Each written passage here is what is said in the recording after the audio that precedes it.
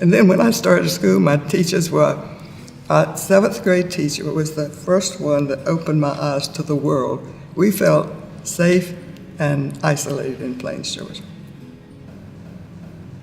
But this was in the early 40s. I graduated in 1944 from high school. And the war had started. I think she even had us looking at it when there was a possibility that it might go to war. But we had to bring a news clip from the paper every day. That's the first time I started really thinking about the newspaper. And we didn't have television or anything. And I had radio. We had earphones. I used to watch my father listening to it in front of the radio. But I never was involved. I never listened to the radio. It was a newspaper, and so I started learning about the outside world.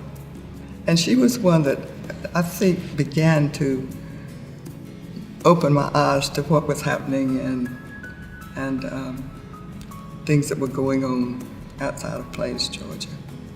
And I know I used to read books I liked books about people who lived in countries where there was snow and ice and that kind of things, because we were living in the deep South.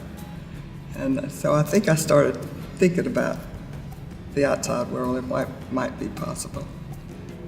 Not that I ever thought I would be a world traveler or anything like that.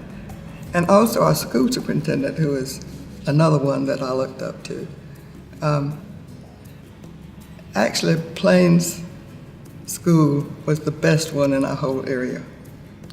And we were in competition with our county seat schools all the time in sports and in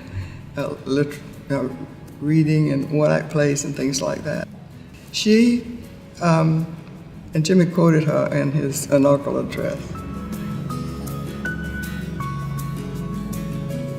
she had us memorize or learn to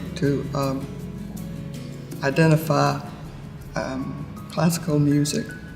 She'd come in and we would listen to it. She'd put a little record, they were big back then, on the player, and we had to tell her who wrote it and the name of it.